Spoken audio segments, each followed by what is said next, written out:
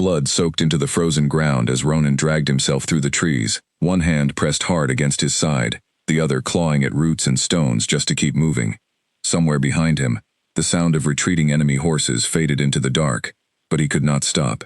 If he stopped, he would die here, alone, unknown, a king with no crown, and no name to anyone who might find his body. His vision blurred, the forest tilted. He had led his men into an ambush that should never have happened, and now half of his guard lay scattered across the northern pass, while he crawled toward whatever scrap of civilization his failing body could reach. He did not know how far he had gone. He only knew that his legs no longer obeyed him, and the world was closing in like a fist. He fell at the edge of a small clearing, at the border of a village he did not recognize, and the last thing he saw before the darkness swallowed him whole was a pair of small feet stopping in front of his face. Mira almost dropped her basket of herbs when she saw him. A man, broad and tall, even collapsed in the dirt, his clothes torn and dark with blood, his face pale as bone. She had come out before dawn to gather roots for the sick children in the lower huts, and instead she had found a stranger, who looked like he had crawled out of a nightmare. Her first instinct was to run. Everyone in the village would tell her to run, to fetch the elders, to let someone else decide what to do with a wounded man who might be a criminal, a deserter, or worse. But when she knelt beside him and pressed 2 fingers to his throat, she felt a pulse, faint and stuttering, fighting to continue. She could not leave a beating heart in the dirt to stop. Mira was small, smaller than any Omega in her village, and she had spent her whole life hearing whispers about it. Too little to be useful, too weak to matter. Her own pack had passed her over for every important task, every ceremony, every honor a healer might normally receive, because they did not believe someone her size could carry real weight in the world. She had grown used to being overlooked. She had grown used to proving herself quietly, in corners, where no one was watching. No one was watching now either, which meant no one would stop her. She tore a strip of cloth from her own sleeve and pressed it hard against the worst of his wounds, an ugly gash along his ribs that had already soaked through whatever crude binding he had managed for himself. He groaned, low and rough, and his eyes fluttered but did not open. Up close, she could see the fine stitching on the remains of his coat, the quality of the leather at his boots, small details that did not belong to a common traveler. Whoever he was not nothing. But he was dying, and that was the only fact that mattered. Her home was half a mile through the trees, a modest healer's cottage on the edge of the village where she lived alone since her mother passed. Half a mile was nothing on a clear day. Half a mile felt like a mountain when she had to move a man twice her size without any help. She tried shaking him awake. She tried speaking firmly into his ear, telling him he needed to walk, that his life depended on it. He stirred, mumbled something she could not understand, and went still again. Time was slipping away with every breath he lost through that wound, and Mira made the only choice she could live with. She knelt low, worked her arms beneath his shoulders, and with a strength that surprised even her, hauled him onto her back. Her knees buckled at first. His weight nearly folded her in half, and for a terrible second, she thought they would both go down into the mud and stay there until someone found 2 bodies instead of 1. But she planted her feet, steadied her breath the way her mother had taught her when carrying heavy baskets up the hillside, and took the first step. Then another. Then another. The forest path had never felt so long. Every root threatened to trip her. Every low branch scraped at her arms. The man on her back groaned with each jolt, his blood soaking through her clothes and mixing with her own sweat. And still she did not stop, because stopping meant losing him, and something inside her, some old stubborn thing that had never let her quit at anything, refused to let that happen. Halfway through the trees, her legs began to shake. Her lungs burned. She thought of setting him down, just for a moment, just to catch her breath. But she knew if she let go now, she might not find the strength to lift him again. So she counted her steps instead. 10 steps, then 10 more. She turned pain into numbers, and numbers into distance, and distance, slowly, painfully, became her cottage door. She kicked it open with the last of her strength, and lowered him onto the low cot near the fire, her arms trembling so badly she could barely hold a bowl of water afterward. She allowed herself exactly 1 breath, to feel proud of what she had done. Then the healer in her took over, and pride had no place left in the room. His wounds were worse than she had first realized, The gash along his ribs ran deep. There was a bruise blooming dark across his shoulder that suggested broken bone beneath, and a shallow cut along his jaw that had bled more than it should have. Whoever had done this to him had meant for him not to survive. She worked through the morning without pause, cleaning each wound, packing it with the herbs she had gathered that very dawn, binding him tight enough to slow the bleeding, without cutting off what little strength remained in his limbs. He drifted in and out, sometimes murmuring words that made no sense, sometimes going so still that she had to check again for his pulse, terrified each time that her hands would find nothing. By midday, word had already begun to spread that something was happening at the healer's cottage. Elsie, her older sister, arrived first, breathless from running, her eyes going wide at the sight of the stranger bleeding across their mother's old blankets. "Mira, what have you done?" she said, not as a question, but as an accusation. "You don't know who this is. You don't know what he's done to end up like this." "He's dying," Mira said simply, not looking up from her work. "That's all I need to know right now." "That is never all you need to know." Elsie's voice sharpened with the particular worry she reserved only for her younger sister, the worry of someone who had spent years watching Mira give everything of herself to people who never gave anything back. "You could be harboring a criminal. You could be putting the whole village in danger. Have you thought of that, even once, before you dragged a strange man into your home?" Mira had thought of it. She had thought of little else during that long walk through the trees. But thinking of danger and turning her back on someone who would die without her help were two very different things, and she had made her choice the moment she felt his pulse beneath her fingers. "If he wakes and he's dangerous," Mira said quietly, "I'll deal with that when it happens. Right now he's not dangerous. Right now he's dying, and I have the skill to stop that, so that's what I'm going to do." Elsie did not answer. She only watched, arms crossed, disapproval written plainly across her face, before she left without another word, the cottage door falling shut behind her, with more force than necessary. Mira let out a slow breath and returned her attention to the man on the cot.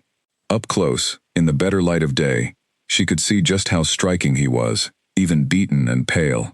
A strong jaw beneath days of stubble, dark hair damp with sweat and pushed back from a broad forehead, hands that, despite their current stillness, looked like they belonged to someone who had held a sword more often than a plow. Whoever he was, he did not belong in a village like this one. But for now, in this small cottage with the fire crackling low and the scent of crushed herbs thick in the air, he belonged to no one but the healer trying to keep him alive. Hours passed. She changed his bindings twice more, forced a few careful drops of water and willow bark tea between his lips, and sat beside him, long after the light outside had turned gold and then gray. Her body ached from the walk through the forest, her arms sore in ways she had never felt before, but she did not allow herself to rest until his breathing had steadied into something closer to sleep than collapse. It was near evening when his eyes finally opened. They were a deep, striking shade of green, sharp even through the haze of pain, and they fixed on her with an intensity that made her breath catch. For a long moment, neither of them spoke. He seemed to be trying to understand where he was, who she was, how he had come to be lying in a stranger's cottage, with his wounds bound and his body still alive against every likelihood. "You carried me," he said at last, his voice rough and low, more statement than question. "You would have died in those trees otherwise." Mira kept her tone even, professional, the way she always did with patience, no matter how her heart might be racing beneath the surface. "You lost a great deal of blood. You need to rest, and let the herbs do their work." He studied her for a long moment, taking in her small frame, the exhaustion evident in the slump of her shoulders, the dried blood on her sleeves that she had not yet had time to wash away. Something shifted behind his eyes, something she could not name, before his lashes fell shut again, and sleep claimed him once more. Mira sat back on her heels and allowed herself, finally, to breathe. She did not know his name. She did not know what had brought him bleeding into her forest, or what enemies had left him for dead, or what it might mean for a village of overlooked Omegas to be sheltering a man who so clearly carried the bearing of someone important. She only knew that she had made a choice that morning, carrying him on her back through miles of unforgiving trees, and that choice had already changed something in the quiet, careful order of her life. Outside, the last light faded from the sky, and somewhere far beyond the village, Men were beginning to notice that their king had not returned. Inside the cottage, unaware of the storm gathering on the horizon, Mira banked the fire low, pulled a blanket over her own shoulders, and settled into the chair beside the cot to watch over the stranger through the night, never once suspecting how much her life was about to change because of the man she had chosen to save. 3 days passed before Ronan could sit upright without the room spinning around him, and in those 3 days Mira barely left his side. She fed him broth spooned carefully between his lips when he was too weak to hold a bowl himself. She changed his bindings morning and night, checking each wound for signs of infection, with the practiced eye of someone who had tended the sick and injured since she was old enough to hold a needle. She slept sitting upright in the wooden chair beside his cot, waking at the smallest sound, a habit born from years of caring for people who had no one else to care for them. He watched her more than he let on. Through the haze of pain and the slow, grinding work of healing, he watched the quiet efficiency of her hands, the way she never once complained about the burden he had become, the way she gave up her own bed without being asked and never mentioned it again. He had spent his whole life surrounded by people who wanted something from him, favor, protection, advancement, and here was a woman who wanted nothing at all, who tended him simply because he needed tending. It unsettled him more than any battlefield ever had. By the 4th day, something strange began to happen inside him, something he did not speak of because he did not yet understand it himself. His body, stronger and faster to heal than any ordinary man's, had already begun to knit itself back together beneath her careful bindings. The gash along his ribs, once a wound that should have ended his life, was closing far faster than it had any right to. He felt the strength returning to his limbs, felt his breath come easier, felt the fog of blood loss lifting from his mind. He said nothing. He told himself it was caution. A man in his position could not simply announce himself the moment he regained his footing, not without knowing more about where he was and who might be watching. But if he was honest, truly honest with himself in the quiet hours of the night while Mira slept curled uncomfortable in her chair, he knew caution was only part of the truth. The rest of the truth was that he did not want her to stop. He did not want the gentle press of her hands against his skin to end. He did not want the low murmur of her voice, checking on him in the dark, asking if he needed water or warmth, to fall silent. In a life defined by duty and distance, where every person who approached him did so with calculation in their eyes, her simple, unguarded care had become something he was not ready to give up. So when she asked, on the 5th morning, whether the pain in his side had eased, he told her it still ached, though by then it barely troubled him at all. "You're healing slower than I expected," she admitted, frowning slightly, as she examined the wound that had already closed to little more than a thin pink line beneath the bandage. "Most men your size would still be flat on their back at this point. You must have unusual strength in you." "Perhaps," he said carefully, choosing his words the way he chose everything, with the precision of someone used to being measured for every syllable. "Or perhaps I've simply had good care." Something flickered across her face at that, a small, surprised warmth she quickly masked with practicality. "Good care doesn't heal broken ribs in 5 days. Rest does that. You should keep resting." He kept resting. Or rather, he kept pretending to. It became easier than he expected, this quiet deception. He winced when he did not need to. He allowed her to support his arm as he walked short distances around the cottage, even though his legs had long since stopped trembling. He let her believe he was still fragile, still fighting for every ounce of strength, because as long as he was healing, she stayed close, and as long as she stayed close, he could watch the way sunlight caught the edges of her hair when she worked near the window, could listen to her hum quiet, tuneless songs while she ground herbs at her small wooden table, could learn small pieces of her life that she offered freely, without ever asking who he was in return. She told him about her mother, a healer before her, who had died of a fever 2 winters past. She told him about growing up small in a village that valued size and strength above almost everything else, about the years of being passed over, dismissed, treated as less capable simply because she did not look the part. She told him, without bitterness, only quiet honesty, that she had stopped waiting for the village to see her worth, and had decided instead to simply live it, whether anyone noticed or not. He found himself, more than once, wanting to tell her that he saw it, that he had never in his life met anyone who carried themselves with such steady, unshowy strength, That the village's blindness to her value said everything about the village, and nothing at all about her. He said none of it, not yet. Instead, he asked careful, roundabout questions, learning the shape of the life she had built for herself in this small corner of the world, while offering only vague, half-true answers about his own. He told her he had been traveling on business when he was set upon by bandits, which was close enough to the truth to feel less like a lie. He did not tell her the business had been a war council. He did not tell her the bandits had in fact been enemy soldiers, or that somewhere beyond the trees, a kingdom was likely already searching for its missing king. On the 6th day, Elsie came again, this time with 2 other women from the village trailing behind her, their expressions ranging from curiosity to open suspicion. "He's been here nearly a week," Elsie said, standing in the cottage doorway with her arms crossed, refusing to step further inside. "The whole village is talking about it, Mira. People are asking questions you can't answer. Who is he? Where did he come from? What happens when he's strong enough to leave, and take something from you on his way out?" "He hasn't taken anything," Mira said evenly, though her jaw tightened at the implication. "He's been recovering, that's all." "That's all you know," one of the other women murmured, just loud enough to be heard. Ronan, propped against the cottage wall near the fire, listened to every word in silence, his expression carefully arranged into something weary and harmless, though inside, something sharp and protective stirred at the disrespect in their tone. He had faced down enemy commanders with less restraint than it took to stay quiet in that moment. But he understood, with sudden clarity, exactly what his presence was costing her. Every day he stayed, every day the village whispered and judged and drew back from her a little further. He was taking something from her, whether he meant to or not. Her standing, already fragile in a community too small to forgive difference easily, grew more fragile still, with every rumor his presence fed. And yet he did not tell them the truth. He did not stand and announce himself, did not offer the kind of explanation that might have eased their suspicion even slightly.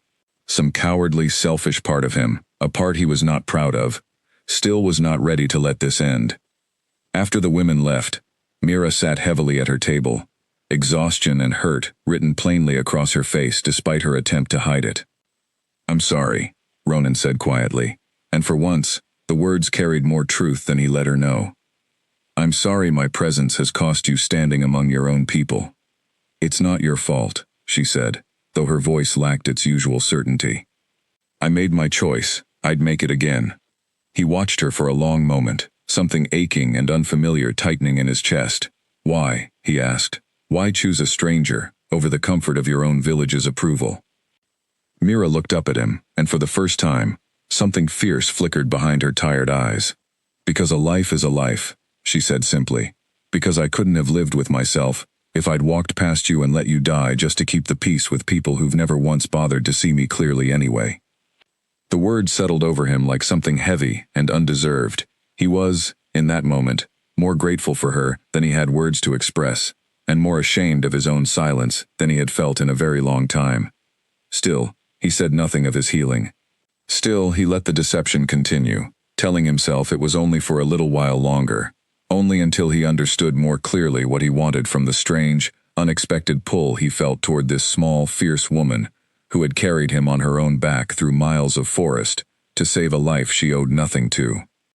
He did not yet know that his silence, however gently intended, was a debt quietly accumulating interest, one that would come due far sooner, and far more painfully, than he expected.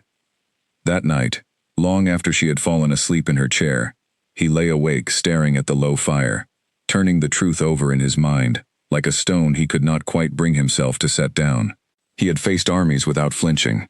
He had made decisions that shaped the fate of his kingdom without a moment's hesitation. And yet the simple act of telling one small, exhausted healer that he no longer needed her care felt like the hardest thing he had ever been asked to do. By the 2nd week, Ronan had fully healed, though only he knew it. His ribs no longer ached even under pressure. His shoulder had regained its full strength. The shallow cut along his jaw had faded to nothing more than a thin, barely visible line. He could have walked out of that cottage and run the entire distance back to his capital without breaking stride, and yet each morning he arranged his features into careful discomfort, favored his side when he moved, and let Mira believe he still needed her steady hands and her patient care. He told himself, again and again, that he would explain everything soon. But soon kept becoming later, and later kept becoming another day, because every day he stayed was another day he got to watch her laugh softly at some small joke he made. Another day he got to learn the particular way she tilted her head when she was thinking hard about a difficult case. Another day he got to feel, for the first time in longer than he could remember, like a man rather than a king. It was during those 2 weeks that he came to understand the true shape of her life, piece by careful piece. Mira rose before dawn every day, not because duty demanded it, but because the sick did not wait politely for daylight to need her help. She walked to the far edges of the village to tend an elderly farmer's fevered grandchild, to check on a young mother struggling through a difficult recovery after childbirth, to bring medicine to those too poor or too proud to ask for it themselves. She did this without complaint, without expectation of thanks, and often without any thanks at all. He watched, more than once, as villagers accepted her help with barely a nod of acknowledgement, then turned their backs the moment their need was met, whispering among themselves about her size, her strangeness, her unmarried and unmated status, at an age when most Omegas in the village had long since settled into families of their own. He watched her absorb every slight with quiet grace, never arguing, never demanding better treatment, simply continuing to give of herself because that was, quite simply, who she was. It made something in his chest burn with a slow, steady anger he had rarely felt on behalf of anyone but his own people. "They don't deserve you," he said one evening, more bluntly than he intended, as she returned from tending a stubborn wound on an old man's leg 2 huts over. Mira glanced up at him, surprised by the sharpness in his tone. "Who doesn't deserve me?" "This village. These people who take everything you offer and give you nothing but suspicion in return." He caught himself, softened his voice, though the conviction behind it did not fade. "You carry an entire community on your back, and they can't even be bothered to see it." She was quiet for a long moment, setting her healer's bag down carefully by the door before answering. "Maybe, but someone has to do it, and if it has to be someone, I'd rather it be me than let those children go untreated, because their families are too poor for the healers in the larger towns." She met his eyes, something steady and unshaken in her gaze. "I don't do it for their approval. I stopped needing that a long time ago." He believed her. That was, perhaps, the most remarkable thing about her, the sheer, unshakable authenticity of everything she said and did. She was not performing selflessness for anyone's benefit. She simply was selfless, in the quiet, unglamorous way that never made for grand stories, but held entire communities together, all the same. It was during those 2 weeks that he also learned small, precious details that had nothing to do with duty or healing. He learned that she loved wildflowers, the small yellow ones that grew near the riverbank, and that she pressed them between the pages of an old, worn book her mother had left her. He learned she had a habit of talking to herself while she worked, muttering half-formed thoughts about dosages and remedies that made him smile despite himself. He learned that she had never once, in her whole life, left the boundaries of the small region where she had been born, though her eyes lit with a rare, unguarded longing whenever she spoke of the stories travelers occasionally brought through the village, tales of great cities and distant seas she had never seen. He wanted, with an intensity that startled him, to show her those things himself, to take her beyond the boundaries of this small village that had never valued her properly, and show her a world that would. But that desire required honesty he had not yet found the courage to offer. One quiet evening, as autumn winds began to sweep cooler air through the cracks in her cottage walls, she sat close beside him by the fire, mending a torn cloak with small, precise stitches, and asked him a question that nearly undid his careful composure entirely. "What will you do, once you're strong enough to leave?" The question hung in the air between them, heavier than she likely intended it to be. He was strong enough already. He had been strong enough for over a week, and still he had not left, had not even spoken seriously of leaving, because some part of him dreaded the moment this fragile, borrowed peace would come to an end. "I don't know," he said, which was, in its own strange way, entirely true. He knew what waited for him beyond these trees, a kingdom, a throne, responsibilities that would swallow whatever this was the moment he returned to claim them. What he did not know was how to walk away from her without losing something he was only beginning to understand he needed. "You could stay," she offered quietly, not quite meeting his eyes, the words clearly costing her something to say. If you wanted. Until you're fully recovered, there's no rush. He almost laughed at the painful irony of it, this generous offer extended to a man who had already recovered days ago, a man deceiving her with every wince and every careful, unnecessary limp. But beneath the guilt, something warmer stirred, something that made his chest tighten with an emotion he had rarely allowed himself to feel. I would like that, he said honestly, and meant it more than she could possibly know. She smiled then, small and genuine, the kind of smile she rarely offered anyone, and something in him ached at the sight of it, ached with the knowledge that he was building something precious on a foundation of deception that could not hold forever. That night, long after the fire had burned low, and Mira had drifted into an exhausted sleep, Ronan lay awake, staring at the ceiling, wrestling with a truth he could no longer easily ignore. He was not merely delaying an inconvenient announcement. He was falling for a woman who believed she was caring for a wounded, helpless man, when in truth, he had been whole and strong for days, watching her pour her heart into a lie he had let grow far larger than he ever intended. Somewhere beyond the trees, he knew, search parties were surely combing the countryside for their missing king. Somewhere beyond the trees, his generals were likely preparing for the possibility that he was dead, that the kingdom needed a new ruler, that chaos might soon follow uncertainty. He owed it to his people to return. He owed it to Mira to tell her the truth. And yet, staring at her sleeping peacefully in the chair beside him, her small frame curled beneath a thin blanket, exhaustion evident even in rest, from all she gave so freely to everyone around her, he found himself unable to do either. Not yet, he told himself again, the same lie he had been telling himself for days. Just a little longer. He did not yet know how much that little longer would cost them both. The whispers in the village grew louder with each passing day, until Mira could no longer pretend not to hear them. She heard them at the well, where women fell silent the moment she approached, then resumed their murmuring the second she was out of earshot. She heard them at the market, where old friends who once greeted her warmly, now offered only stiff nods before hurrying past. She heard them most painfully from her own sister, who had taken to visiting less and less, and when she did visit, spoke with a guarded distance that stung more than open hostility ever could have. They think you've lost your senses, Elsie told her bluntly, during one of the rare visits she still made. A stranger, living in your home for weeks, with no name, no explanation, no family to vouch for him. Do you understand how that looks, Mira? Do you understand what people are saying about you? I know what they're saying, Mira replied, keeping her voice level despite the tightness in her chest. I've heard it plenty of times myself. Then why haven't you sent him away? He's clearly recovered enough to travel by now. Anyone with eyes can see he's not the broken man he was when you first brought him here. Mira hesitated, and in that hesitation, Elsie's expression shifted from frustration to something closer to alarm. You care for him, Elsie said slowly, as though the realization was only now settling into place. This isn't about duty anymore, is it? This is something else. Mira did not answer, because she did not entirely know how to answer honestly, not even to herself.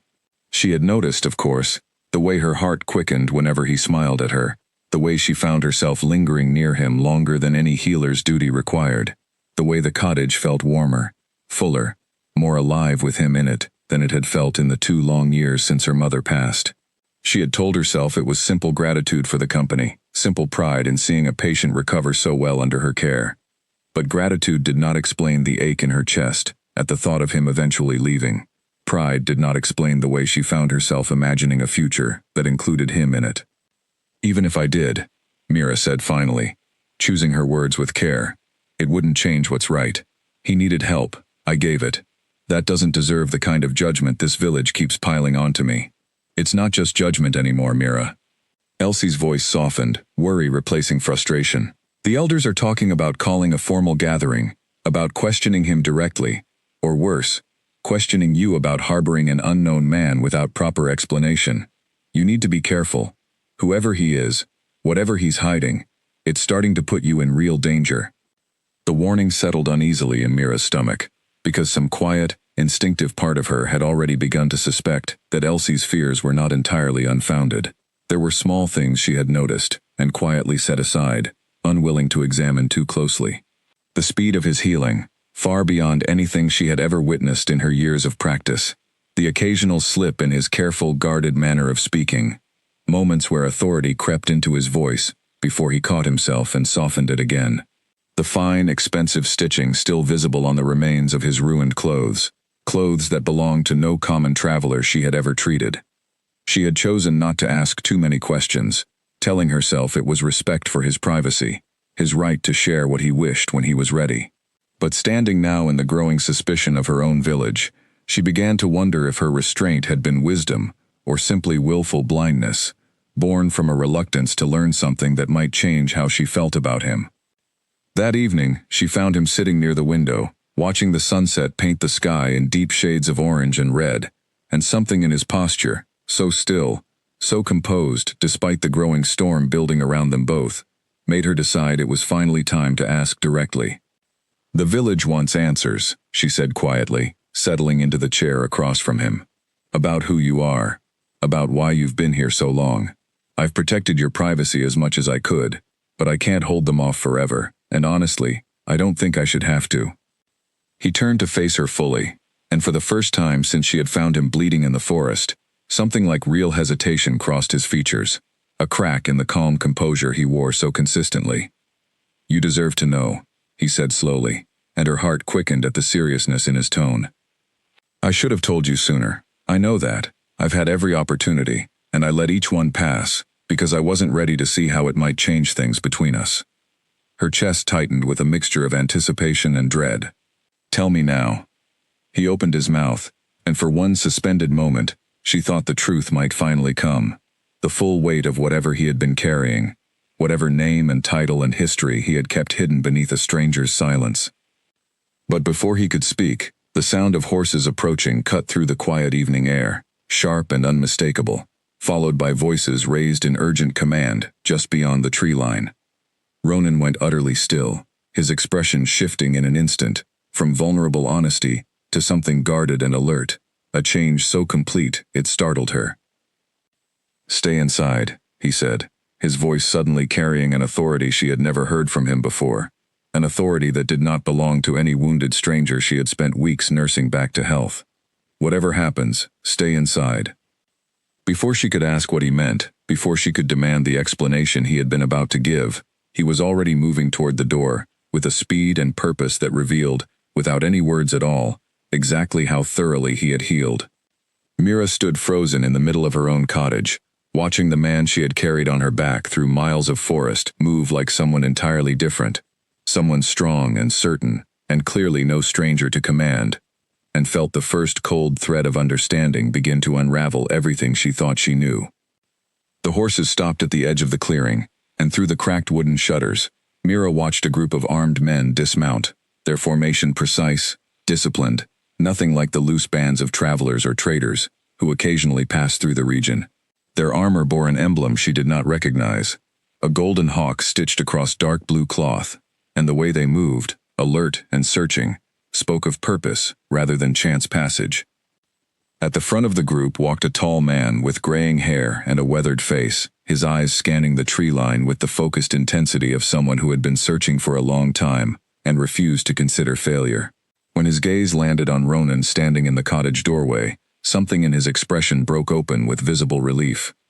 "My king," the man said, his voice carrying clearly across the clearing, and dropped immediately to one knee, the rest of his men following his lead without hesitation. "We feared the worst. We searched every mile of the northern pass and found nothing but signs of the ambush. We had begun to fear you were lost to us." Mira's hand rose slowly to cover her mouth, the word "my king" striking her like a physical blow. King. The man she had carried on her own back through miles of unforgiving forest, the man she had fed and bandaged and sat beside through long, exhausting nights, was not merely someone important, not merely someone of fine breeding as she had begun to suspect. He was, apparently, the ruler of an entire kingdom, a man whose disappearance had sent armed search parties combing the countryside for weeks. She thought back over every quiet evening, every careful, guarded answer he had given about his identity, every moment she had chosen not to press for more, and felt something cold and sick settle in her stomach. Ronan raised a hand, gesturing for his men to rise, his expression unreadable as he glanced back briefly toward the cottage where he knew Mira was watching. Stand, all of you. I owe my life to the healer in that cottage. Whatever debt this kingdom owes for finding me, it is owed to her. The graying man, whom Mira would later learn was General Hale, one of Ronan's most trusted commanders, rose and studied the small cottage with new interest, his expression shifting from relief to careful assessment. We had heard rumors, my king, of a village sheltering an unknown man matching your description. We did not dare hope it would prove true so easily. How long? Ronan asked quietly, and something in his tone made General Hale's expression tighten with barely concealed disapproval. 3 weeks, my king. The kingdom has been without clear leadership for 3 weeks. Your council has managed the immediate affairs, but rumors have already begun to spread, some claiming you dead, others claiming worse, that you fled your own throne in cowardice. Your absence has not gone unnoticed by those who might wish to exploit it. Mira, still watching through the cracked shutters, felt the full weight of the truth settling over her with sickening clarity. 3 weeks. He had healed, by her own careful observation, well before the halfway point of those 3 weeks.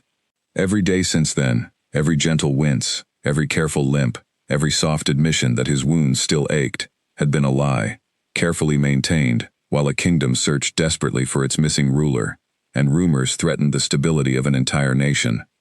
She had carried him through the forest, believing she was saving a dying stranger.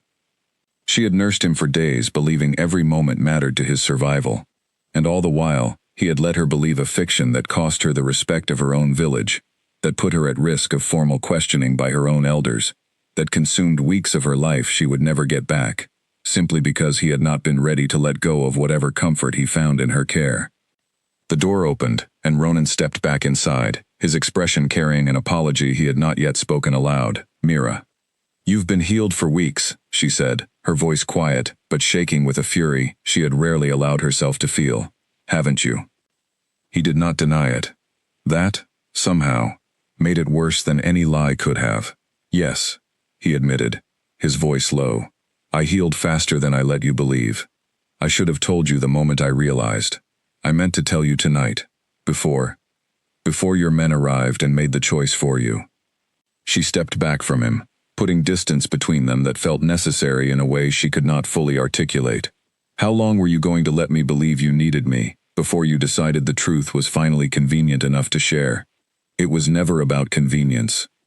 His voice carried a desperate edge now, an urgency that had nothing to do with kingdoms or crowns.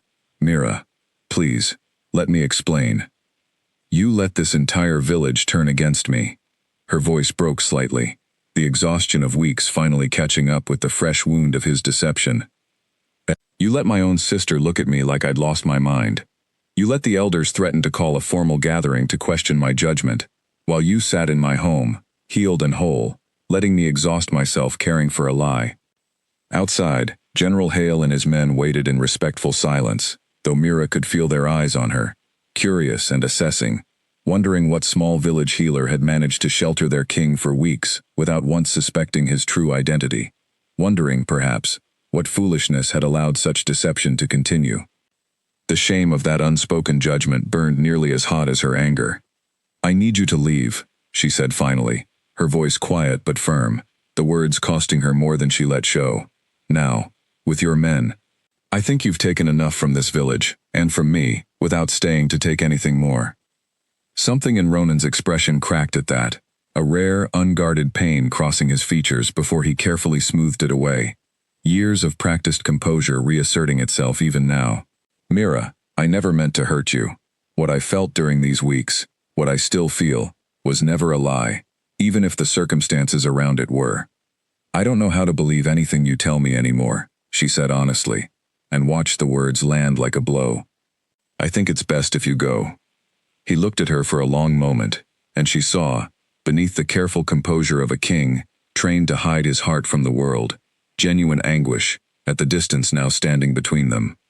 But he did not argue further. He simply nodded once, gathered what little remained of his ruined belongings, and stepped past her toward the door. At the threshold, he paused, glancing back one last time. I will make this right, he said quietly. Whatever it takes, I owe you that much, and far more besides." Mira did not answer. She watched him walk across the clearing to his waiting men, watched General Hale bow deeply and begin issuing quiet commands, watched the small procession mount their horses and disappear into the trees that had once carried her, exhausted and determined, with his broken body across her back. When the sound of hoofbeats finally faded into silence, she sank slowly onto the same cot where she had first laid him weeks ago, and allowed herself, for the first time since this entire strange ordeal began, to cry. News of the king's return spread through the kingdom faster than any messenger could ride, but it was not the joyful celebration his court had hoped for. Instead, it arrived tangled with a different kind of story, one that whispered through market squares and noble halls alike, a story about where their king had truly been these past 3 weeks, and who had cared for him while his throne sat empty. Ronan sat in his council chamber 2 days after his return, listening to his advisors argue over matters of trade and border security, and found he could focus on almost none of it. His mind kept drifting back to the small cottage at the edge of a forgotten village, to the quiet strength of the woman who had saved his life and asked for nothing in return, to the look on her face when she realized just how thoroughly he had deceived her. "My king," came a voice, cutting through his distraction, and he looked up to find General Hale watching him, with the careful patience of a man who had served him long enough to recognize distraction when he saw it. "The council awaits your decision on the matter of the eastern trade routes." "Table it for tomorrow," Ronan said, rising abruptly from his seat, ignoring the murmurs of surprise that followed. "There is a matter I need to address first." He found Hale later that evening, in the quiet of the castle's outer courtyard, and asked the question that had been sitting heavy in his chest since the moment they rode away from that small forest village. "Tell me honestly, what is being said about the healer who cared for me?" Hale's expression grew careful, diplomatic, in the way that immediately told Ronan the news was not good. "The court finds it an amusing curiosity, my king. A small village healer, tending the king of an entire nation without ever suspecting his identity. Some find it charming. Others find it a mark of foolishness on her part, or worse, question whether she manipulated the situation for personal gain, weeks alone with a king who did not identify himself." Anger flared hot and immediate in Ronan's chest. She manipulated nothing. She found a dying stranger and chose to save him, at real cost to herself, expecting nothing in return. "I do not doubt it, my king, but courts rarely deal in truth when rumor proves more entertaining. And I have heard worse, from her own village, if the reports reaching us are accurate." "Tell me." Hale hesitated, clearly reluctant, before continuing. "The elders of her village have called a formal gathering, my king. They intend to question her judgment publicly, to determine whether harboring an unidentified stranger for weeks reflects poorly on her fitness to continue serving as the village healer. Some among them, I understand, have suggested she be stripped of that role entirely." The words landed like a physical blow.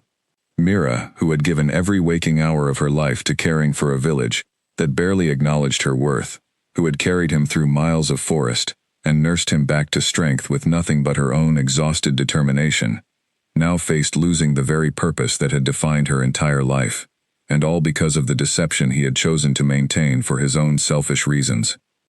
"When is this gathering?" he asked, his voice tight with barely controlled fury, though none of it was directed at Mira. 3 days hence, my king, though I would caution you against." "I am going." Hale's expression shifted immediately to concern. "My king, your council will need you here. The kingdom has only just begun to stabilize since your return. Riding out again so soon, particularly for a matter so personal, will raise questions you may not wish to answer." "Let it raise questions." Ronan met his general's eyes with unwavering resolve. "I owe that woman a debt I have not yet begun to repay. I will not let a village of ungrateful fools destroy her standing because of choices I made, choices she had no part in beyond simple, undeserved kindness." Over the following 2 days, Ronan prepared not as a king traveling with the full weight of his authority, but as a man determined to make right a wrong he alone had created. He dismissed the idea of arriving with a full guard, of announcing his presence with the pomp and ceremony his position typically demanded. Whatever he owed Mira, it could not be repaid through displays of royal power. It required something far more difficult for a man used to commanding rather than asking. It required humility. He thought often, during those 2 days, of the moment she had asked him to leave, the quiet devastation in her voice, the way she had looked at him, as though every gentle moment they shared during his recovery had curdled into something she could no longer trust. He deserved her anger. He deserved far worse than her anger, if he was honest with himself. But he could not accept a future where his cowardice, his selfish unwillingness to let go of a comfort he had not earned, cost her everything she had built for herself. On the morning of the 3rd day, he rode out alone, without banners, without guards, dressed in simple traveling clothes that bore no mark of his rank, retracing the same path his men had taken weeks earlier when they finally found him. He arrived at the village just as the sun began climbing toward midday, and found the entire community gathered in the small central square, elders seated at a long wooden table, villagers crowded around in a loose, murmuring circle, and at the center of it all, standing alone, with her chin lifted despite the exhaustion clearly written across her face, stood Mira. She had not seen him yet. He watched her for a moment from the edge of the crowd, watched the way she held herself with quiet dignity, even as an elder's voice rose sharp and critical, questioning her judgment, her fitness, her right to continue serving as the village's healer after such a reckless, unexplained decision.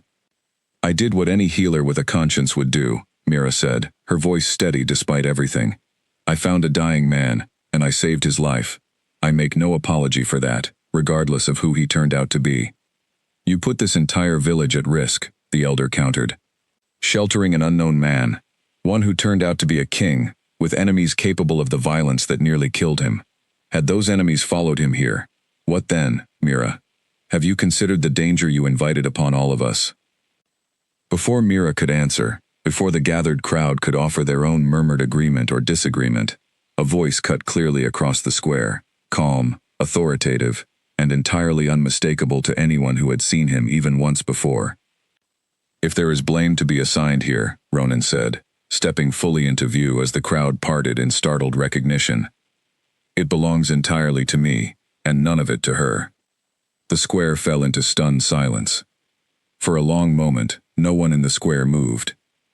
Villagers who had spent weeks whispering about the mysterious stranger now found themselves staring directly at the man himself, standing among them without guards, without ceremony, without any of the trappings that should have accompanied a king's arrival. Mira turned, and the shock on her face at seeing him there, unannounced and unguarded, quickly gave way to something more guarded, more careful, the wound of his deception clearly still raw beneath the surface. The elder who had been questioning her recovered first, rising from his seat with a stiff, uncertain bow. "Your Majesty, we were not informed of your arrival." "I did not send word," Ronan said, walking further into the square until he stood beside Mira, close enough that she could not mistake his intention, "because this was never a matter for formal announcement. This is a matter of correcting an injustice I created, and I would not have it corrected through anything less than my own presence and my own words." He turned to address the gathered crowd directly, his voice carrying the same natural authority that had commanded armies and councils alike, though softened now by something closer to genuine humility. "3 weeks ago, I was ambushed on the northern pass and left for dead in the forest bordering your village. I was found, badly wounded, by your healer, a woman who owed me nothing, who did not know my name or my rank, who saw only a dying man in need of help. She carried me on her own back through miles of difficult terrain, at considerable risk to her own safety, because she could not bring herself to walk past someone in need." Murmurs rippled through the crowd, though Ronan continued before they could grow into anything louder. "For the following weeks, she cared for me tirelessly, sacrificing her own rest, her own comfort, her own standing among all of you, to nurse me back to health. What none of you know, what I did not even tell her until my men arrived to find me, is that I had healed completely well before those 3 weeks ended. I let her continue believing I needed her care because I was not ready to let go of it. That deception, and every consequence it caused for her, belongs entirely to me. She did nothing wrong. She showed nothing but the kind of selfless compassion that should be honored, not questioned." He turned to face the elder directly, his expression hardening slightly. "If this village intends to punish someone for the events of these past weeks, punish me. I am the one who lied. I am the one who let a good woman suffer suspicion and judgment for a deception that was mine alone to carry." The elder, clearly unsettled by the direct address of a king, stammered for a response that did not come easily. Around the square, the murmuring crowd had shifted noticeably, suspicion giving way to something closer to shame, as they began to recognize the full weight of what their whispers and judgment had cost a woman who had, in truth, won nothing but exactly what a healer should. Elsie, standing near the front of the crowd, met Mira's eyes across the square, and Mira saw, for the first time in weeks, something other than worry or disapproval in her sister's expression. She saw regret. "Your Majesty," the elder said finally, his voice considerably more subdued than before, "we meant no disrespect to the crown. Our concern was only for the safety and standing of our village." "I understand your concern," Ronan said, his tone easing slightly, though the firmness beneath it remained unmistakable. "But your concern should have extended equally to protecting a woman who has spent her entire life caring for this community, often at great personal cost, and who deserved better than suspicion and threat of punishment for a single act of compassion that saved a life. I would ask that this gathering conclude, and that any question of her fitness as your healer be laid to rest entirely. She has proven her character far beyond what any of you have asked of her." The elder, recognizing the impossibility of arguing further against a king's direct address, offered a stiff nod and began the slow process of dismissing the gathering, the crowd dispersing in clusters of quiet, uncertain conversation, glancing back occasionally toward Mira, with expressions that ranged from lingering embarrassment to newfound respect. When the square had mostly emptied, Mira turned to face Ronan directly, her arms crossed, her expression guarded despite the public defense he had just offered on her behalf. "You didn't need to do that," she said quietly, though there was no real conviction behind the words. "I could have defended myself." "I know you could have," he said. "You've spent your whole life defending yourself, without anyone bothering to stand beside you while you did it. I wanted, for once, to be someone who stood beside you, instead of watching from a distance." "That would have meant more," she said, her voice carrying a sharp edge of old hurt, "if you hadn't spent weeks lying to me first." The words landed exactly as hard as she intended them to, and he accepted them without argument, without defense. "You're right. I have no excuse for that deception, and I won't insult you by offering one. I only hope that standing here today, in front of your entire village, telling the truth even when it cost me nothing to keep hiding it, might begin to show you that what I feel for you was never part of the lie." Mira studied him for a long moment, the weeks of hurt and confusion still clearly warring behind her eyes. "I don't know what to do with that," she admitted finally. "I don't know how to trust something that started with weeks of pretending." "Then let me earn it," Ronan said simply, "not with grand gestures or royal declarations, but with time and honesty, for as long as it takes." She did not answer immediately, and he did not push for one. Instead, he simply stood beside her in the quiet, emptying square, offering nothing more than his presence and his patience, the first honest gift he had given her since the moment they met. Ronan did not return immediately to his capital after the gathering. Instead, he found modest lodging in the village's small inn, much to the surprise of both his advisors, who sent increasingly urgent messages requesting his return, and the villagers themselves, who could not quite understand why their king would choose to linger in such an unremarkable corner of his kingdom, when far grander accommodations awaited him only days away. He told no one, not even General Hale when he arrived to press once more for the king's return, that he had no intention of leaving, until he had proven, through action rather than words alone, that his feelings for Mira were exactly as genuine as he had claimed. Mira, for her part, kept her distance in those early days, though it was not easy to fully avoid a king who seemed determined to remain nearby, without ever pressing himself upon her. She noticed, despite her guarded heart, the small ways he began quietly changing the village's perception of her, not through grand declarations, but through simple, consistent actions that spoke louder than any speech. He spent his mornings, she learned from the village children who quickly grew fond of him, helping repair the aging bridge that crossed the river at the edge of town, a task that had been neglected for years due to lack of resources and labor. He worked alongside farmers in their fields, learning tasks he had clearly never performed in his life, stubbornly insisting on doing his fair share despite his obvious inexperience. He visited the elderly and the sick, not as a healer himself, but simply as company, sitting with those too frail to leave their homes, and listening to their stories with genuine, unhurried attention. Slowly, almost imperceptibly, the village's perception of him shifted from suspicious curiosity to something closer to reluctant affection. And slowly, the village's perception of Mira shifted as well. Where whispers had once questioned her judgment, they now began to speak with something closer to admiration, recognizing that whatever had passed between the healer and the king, it had clearly been born from something genuine rather than manipulation or foolishness. Even the elder who had led the gathering against her found himself, within a week, seeking her out to apologize directly, admitting that his concern had blinded him to the obvious truth of her character. Elsie, too, made her way back into Mira's life, arriving one afternoon with an armful of fresh bread and an expression heavy with regret. "I should have trusted you," Elsie said, setting the bread down on Mira's table without quite meeting her sister's eyes. "You've never once given me reason to doubt your judgment, not in your whole life, and I let this village's suspicion cloud what I should have known from the start. I'm sorry." Mira, who had missed her sister's easy companionship more than she had let herself admit, pulled her into a tight embrace, the last of her lingering hurt from those difficult weeks finally beginning to ease.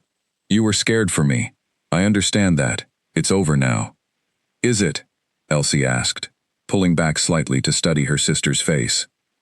"Because from what I've seen of our king these past days, I don't think he intends to simply disappear back to his throne and leave things as they are." Mira did not have a ready answer for that, because she had noticed the same thing herself, and had spent considerable effort trying not to examine too closely what it might mean.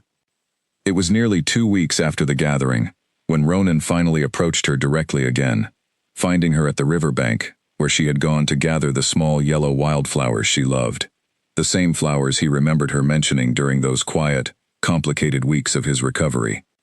"I'm not trying to rush you," he said, settling carefully onto the grass, a respectful distance away from where she knelt among the flowers.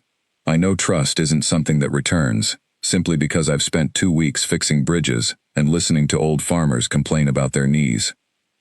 Despite herself, Mira felt the corner of her mouth lift slightly. "The bridge does look considerably sturdier than it did a month ago." "High praise, coming from you." He watched her for a moment, something earnest and unguarded in his expression that she had rarely seen from him even during the intimacy of his recovery. "I wanted you to know, regardless of what you decide about trusting me again, that I don't regret a single moment of the time I spent in your care, even the parts I handled badly, even the lie I should never have let continue as long as it did. Being cared for by you, being seen by you as simply a man rather than a king, was the most honest I've felt in longer than I can remember." Mira set down the flowers she had gathered, considering his words carefully before responding. "I believed, for weeks, that I was helping someone who genuinely needed me. Finding out that wasn't true, even for reasons as complicated as yours, made me question everything about those weeks, whether the moments that felt real actually were." "They were real," he said, with quiet, unshakable certainty. "The only lie was the wound. Everything else, every conversation, every small thing I learned about you, every moment I found myself caring for you more than I had any right to as a stranger in your home, was entirely true." She studied him for a long moment, weighing his words against the ache of betrayal that had not fully faded, weighing the genuine change she had witnessed in these past 2 weeks, against the very real fact that he had once been willing to deceive her for his own comfort. "I need more time," she said finally, honestly.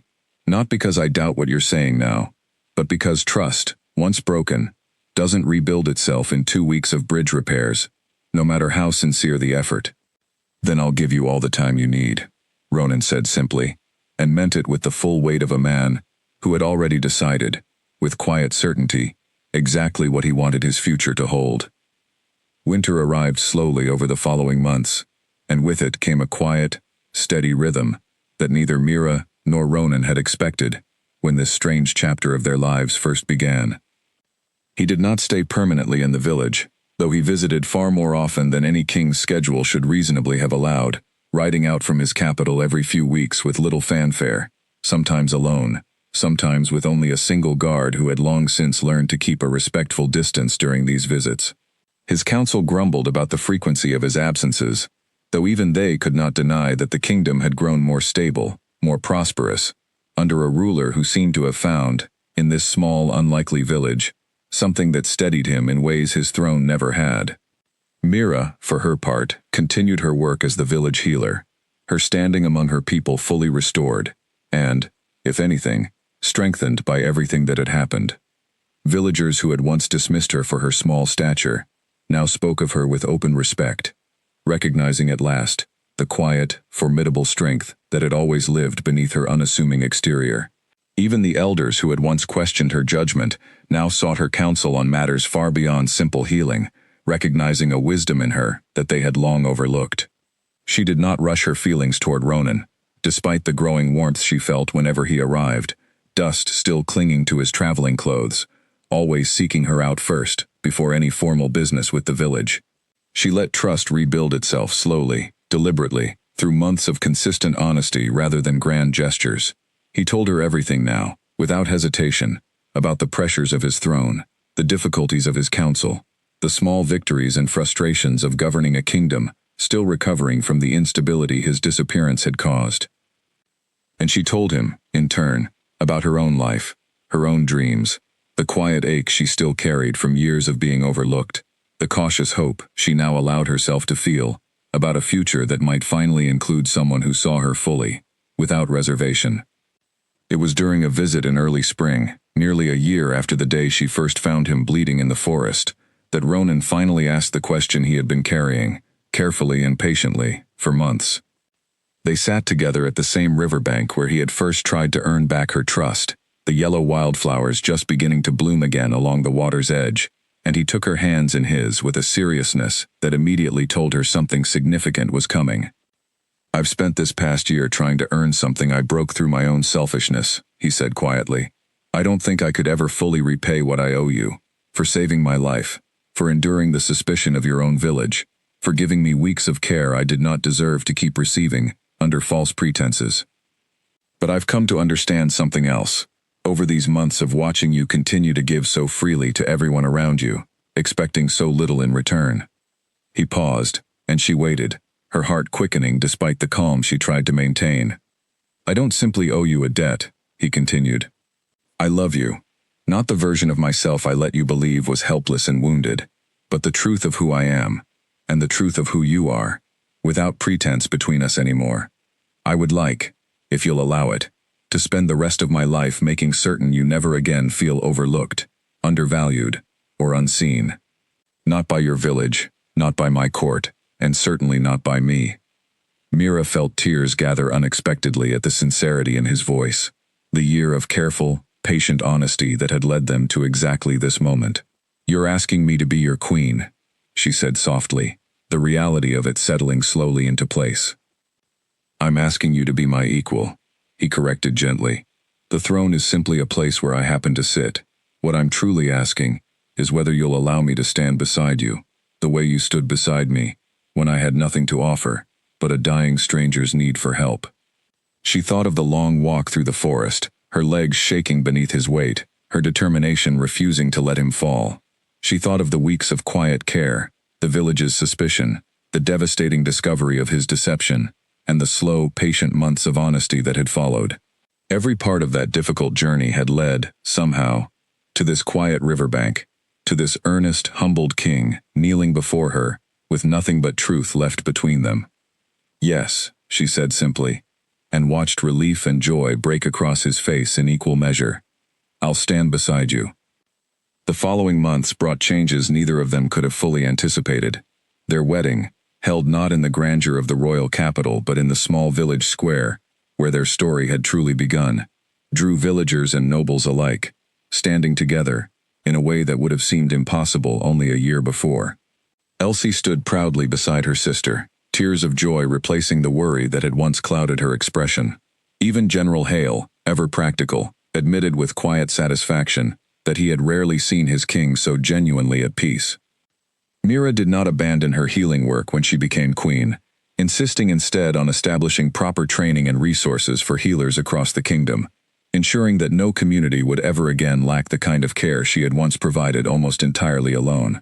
Ronan supported every initiative she proposed, recognizing in her the same quiet, unshowy strength that had first saved his life, now given the full weight and reach of a throne to work even greater good. Years later, when travelers passed through that same small village and asked about the strange, remarkable story of how their tiny, overlooked healer had come to sit beside their king, the villagers would tell it proudly, without a trace of the suspicion that had once colored the tale.